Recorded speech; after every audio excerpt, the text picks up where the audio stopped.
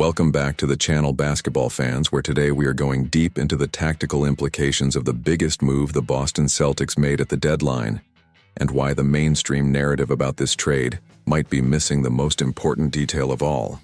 By now you have all heard the news and seen the headlines regarding the Celtics acquiring Nikola Vucevic to bolster their frontcourt rotation. The immediate reaction from the fan base and the national media has been almost entirely focused on one specific aspect of his game, which is his ability to shoot the three ball.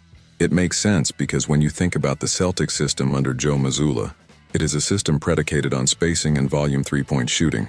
So naturally, when you bring in a center who has made a career out of being a pick-and-pop threat, everyone assumes that is his primary function. However, there is a much deeper layer to this acquisition that is flying under the radar, and according to some league insiders, it is actually the key to unlocking a championship run. We are looking at a report coming from a Blazers insider, specifically analytics expert Tom Haberstroh, who recently appeared on the Kevin O'Connor show and dropped some serious knowledge about why this trade is a game changer for Boston. The argument here is that while the floor spacing is nice, the Celtics did not trade for Vucevic just to have him stand in the corner. They traded for him because he brings back a dynamic that has been sorely missing from this roster all season long, and that is genuine play creation and scoring from the post. To understand why this is so critical, we first have to look at what the Celtics have been working with this year. We have to give a ton of credit to Neemias, Queta, and Garza. Those two guys have stepped up in a major way, filling the void left by the departures and injuries that have plagued the Celtics frontcourt. They have played with heart and hustle and energy, and they have done exactly what has been asked of them. But we have to be honest about their limitations. Queta and Garza are what we call play finishers. They are guys who rely on the guards to create advantages for them. They score on dump-offs, they score on offensive rebounds, and they score on lob threats. They are dependent players, meaning they need the system to function perfectly for them to be effective. Garza has done an admirable job trying to expand his range, and he has turned himself into a solid shooter. But the volume is low and opposing defenses do not respect him enough to really change their coverage. They are not panicking when Garza catches the ball at the top of the key. This reliance on play finishers works fine in the regular season when you can run up and down the floor and use your talent advantage to overwhelm teams. But the playoffs are a different animal entirely. In the playoffs, the game slows down. The transition opportunities dry up. Defenses lock in and take away your primary actions. This is where the Celtics have found themselves in trouble in the past. We have all seen those moments where the offense bogs down and the ball stops moving, and it turns into Jayson Tatum or Jaylen Brown isolating at the top of the key while everyone else stands around watching. This is the danger zone for Boston. When the threes aren't falling and the easy baskets aren't there, the offense can become stagnant and predictable.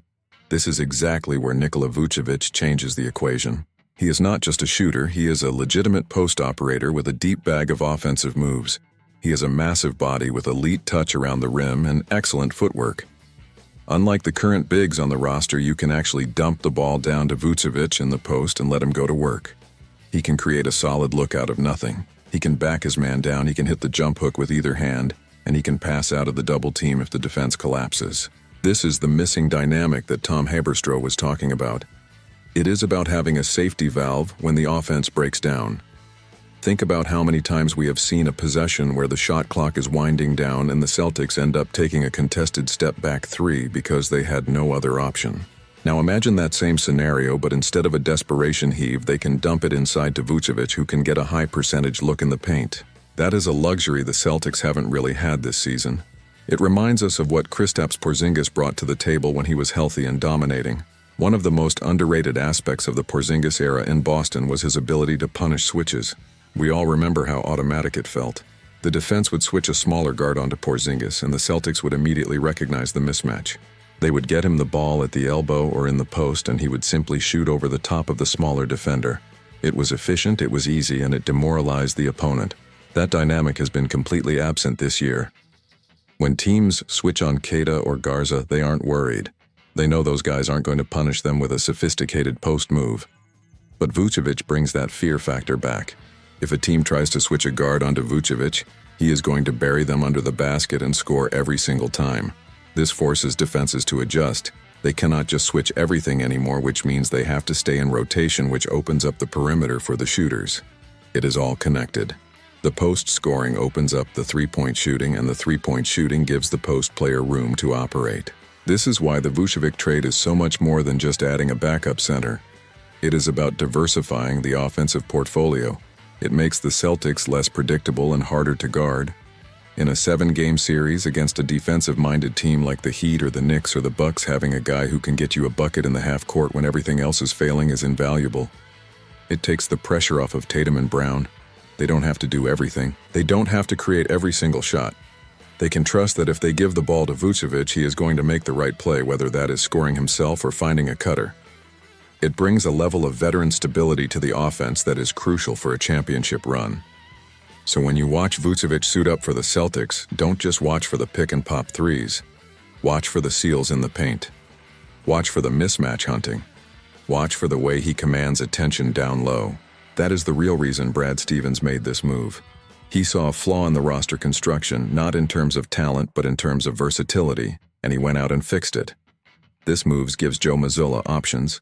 It allows him to play different styles depending on the opponent. If they need to play fast and shoot threes, Vucevic can do that. If they need to slow it down and grind out a win in the mud, Vucevic can do that too. It is the ultimate luxury for a coach. As we head towards the playoffs, this dynamic is going to be the thing to watch. Can Vucevic integrate quickly enough to make this impact felt immediately? Can the Celtics adjust their style to incorporate more post touches without losing their identity? The Blazer insider believes the answer is yes, and if he is right, the rest of the league should be terrified because a Celtics team that can beat you from the perimeter and punish you in the paint is virtually unstoppable.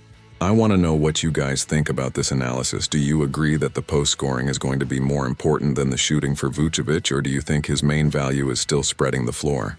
Let me know your thoughts in the comments below because I love reading your takes and discussing the game with you all. And if you enjoyed this deep dive and want more consistent Celtics coverage and NBA analysis, please do me a huge favor and hit that subscribe button right now. Make sure you also smash the like button on this video. It really helps the channel grow and get this content out to more fans like you. And do not forget to click that little bell icon to turn on notifications so you never miss an upload. We have got so much more coming as we gear up for the playoffs, so stay tuned. Thanks for watching, and I will catch you in the next one.